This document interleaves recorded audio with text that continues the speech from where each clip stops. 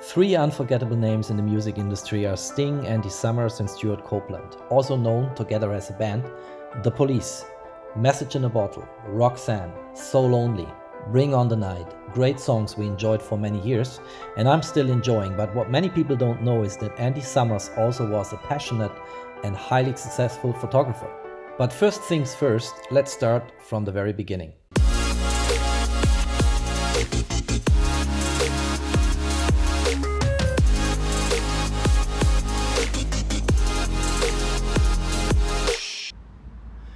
It's Sunday evening, I'm sitting in my garden, it's close to 6 p.m.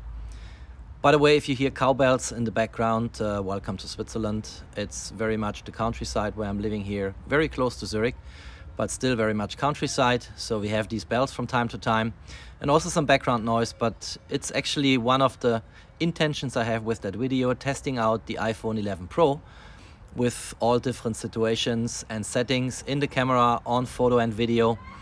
And I want to do something special to demonstrate the photo and video capabilities of my new iPhone. I have in front of me here a very rare, very special Leica camera, which I just got about a week ago. It's a Leica M Monochrom, which just hit the market. It is limited to 50 units worldwide. I think I have the only one in Switzerland, and then it's distributed across the globe to those lovers of Leica cameras who are willing to spend the amount of money required to actually carry it home. And I want to do an unboxing and a discussion of that new camera. As I said, it's a really precious piece of technology here from Leica. And by this opportunity, testing out all the different things the iPhone 11 Pro has to offer when it comes to photography and video. And currently I'm in the portrait mode. So the portrait mode has different settings. The most important one is in the upper left-hand side corner. It's an F, which stands for the f-stop. So it's the aperture. You should know that everything when it comes to making the aperture more open or more closed is just software simulation.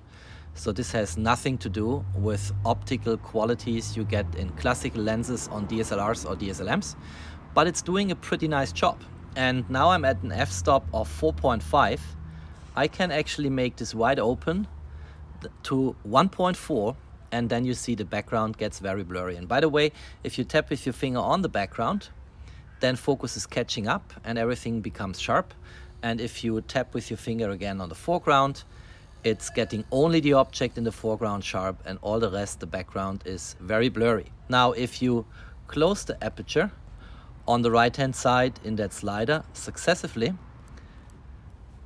until it is close to f16, then everything is sharp again. And if you go all the way down again to f1.4, the background becomes more blurry because that's simulating a very wide open aperture of f1.4 in the portrait mode. You also have different lighting settings here. So this is natural light. You could go here to studio light, which gives it a slightly different look and feel. You could go to contour light and so on. I think it's good to play a little bit with that before people start to use it. There are black and white settings. And I actually most of the time prefer the natural light because it gives me the most natural look. By the way, the camera settings in the iPhone 11 Pro menu are not that different from what we had before. So people are supposed to go down until they see the camera settings.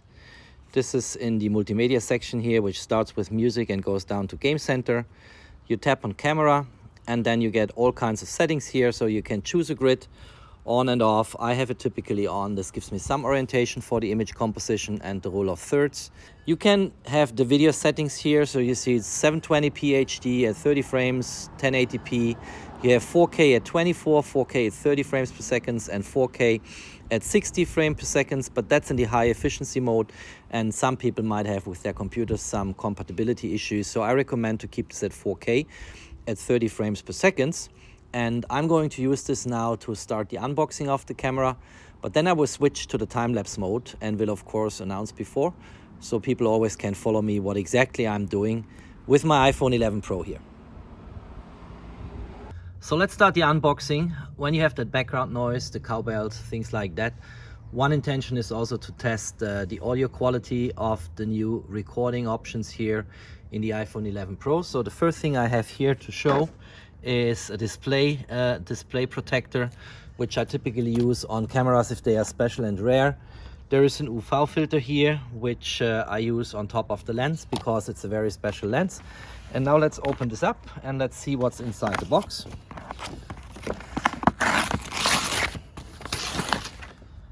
Here we go. It's the Leica M Monochrom Signature by Andy Summers. It comes with a Summicron M with a widest open aperture of 2 and 35 millimeters, a spherical lens.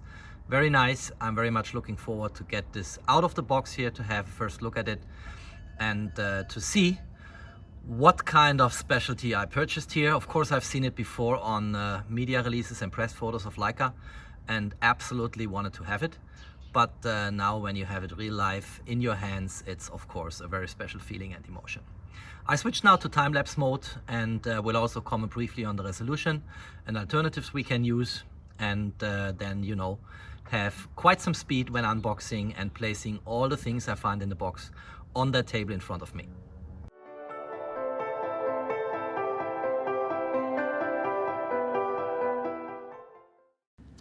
So let's briefly look at the metadata or the EXIF from this time-lapse video I just created. First of all, it was very quick. It was an unboxing of a very special, very expensive Leica camera in 7 seconds in the time-lapse mode here. But you see on the resolution in the upper left-hand side corner, we only have 1080p here as resolution, 1920 times 1080 pixels resolution, and that is a disadvantage. You can do better with third-party apps, or you use intervalometer apps, which you can also purchase in the iOS App Store, to get full frames as stills and then assemble them later on your MacBook or on your Windows PC into a time-lapse.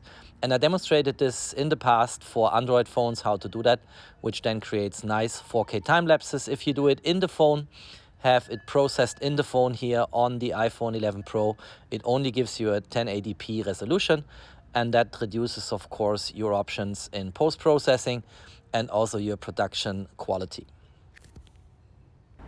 Next thing I want to briefly show is the photo graphical user interface here. There are the usual suspects. There's a flash button in the lower left-hand side corner, which you can switch on and deactivate. There is the live photo button here, which I hardly use. But then more interestingly, you have an 0.5 times optical situation here. If we look at the focal length, this is 13 millimeters focal length, and 0.5 up to the telezoom, which is 2 times, which corresponds to 52 millimeter focal length. You have all in a 4 times optical zoom on the new iPhone 11 Pro, because you go up from 0.5 to 2 times. Then on the standard zoom, this is a focal length of 26 millimeters. Let's take the first shot. Let's take another shot on the ultra wide. Oh, by the way, we should probably give here a bit more light. You can still swipe your finger up. Then the background gets washed out, but your foreground, your object, is more in light, which means basically the sensor is boosting up light sensitivity. Let's take the shot, and then on the 2 times optical zoom, let's take that shot here. So we get a nice picture in the 2 times optical zoom here. Now if you tap and hold, you can turn that zoom wheel here, which is quite nice. It's very smooth, and if you go beyond 2 times, it becomes digital magnification. So for instance here 5 times, and then going up very weird to 10 times, you get quite some detail still, but it is a digital magnification. So here the iPhone is still lagging behind the Huawei and the P30 Pro, because here in the Huawei P30 Pro we have 5 times optical zoom and 10 times hybrid zoom, which gives you much better quality if you use the tele mode. But nevertheless, having said that, this is the best Apple ever delivered to us in terms of cameras. That triple camera on the iPhone 11 Pro is really knocking me out of my shoes. I like it a lot, and as people on my channel know, I typically have an iPhone and an Android phone, and I love to play in both worlds. And in the Apple world, this is the best I've ever had in my hands. And a few days ago, I shared on my channel a video on the night mode of the iPhone 11 Pro, and what I saw there did really surprise me. So people might want to check this out. I post a link below that video.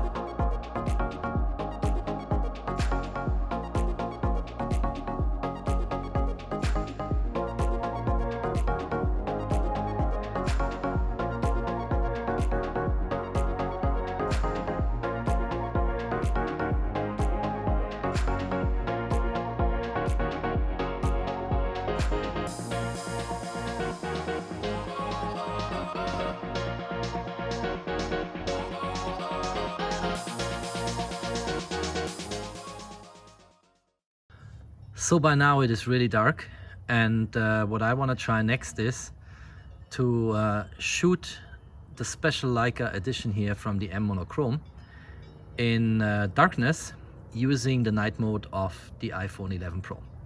First of all, we should probably light up a candle, and I placed this here in front of an iPhone box, and I want to use slow-mo in the video mode to capture the enlightening of the candle. Let's try to get this done.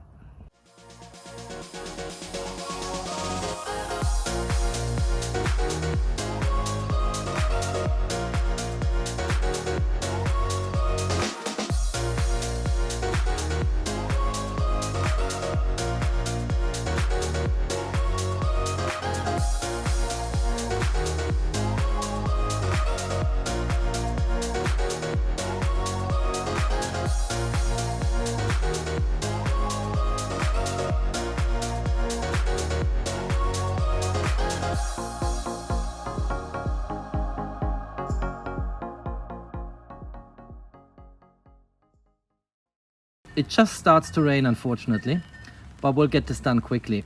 So I'm now in the night mode. I have a 5-second exposure here. Let's take the exposure and let's see what we get.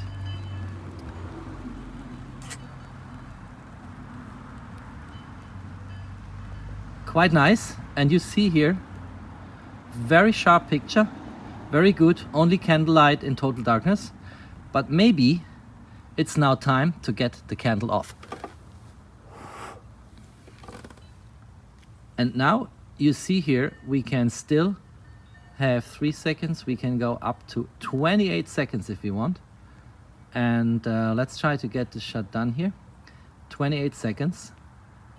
Focusing, metering light on the camera. Now on the right hand side, it's counting down. And I'm quite curious to see what we get here. There's also some background, and I can tell you it's really, really dark here. But the sensor of the camera still captures some light on the background. It is noisy, of course, but we'll see what happens if the camera takes all those different pictures from the same scene and stacks them together in order to reduce noise. Let's see what we get.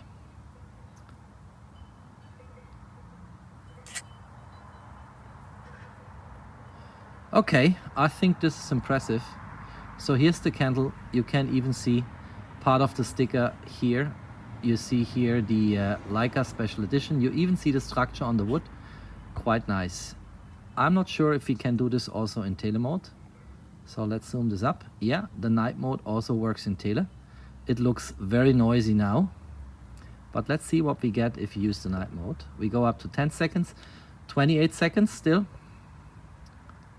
See how this changes on the right hand side? It showed me 10 seconds at the upper end of the scale and the metric before, and now it went up to 28 seconds. And that's what I mean when I say the camera decides itself how much exposure time is needed to enlighten that scene.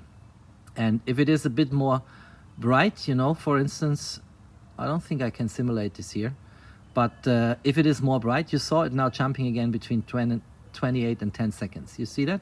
If I tap on this, it's 10 seconds, then it goes back to 28 seconds. See here, 10 seconds, 28 seconds. But nevertheless, let's take the shot. Let's see what we get. It says hold still. I have it now on a tripod for the sake of convenience, but as I mentioned before, the night mode doesn't need a tripod, and I tried it out via the night sky a few days ago, and it worked perfectly without a tripod. Of course, the best results if images are stacked together you get if you use it on a tripod, if you have one. But the thing with the smartphone is you want to take the shot when there is no tripod around, so it's actually good that this works without auxiliary means here.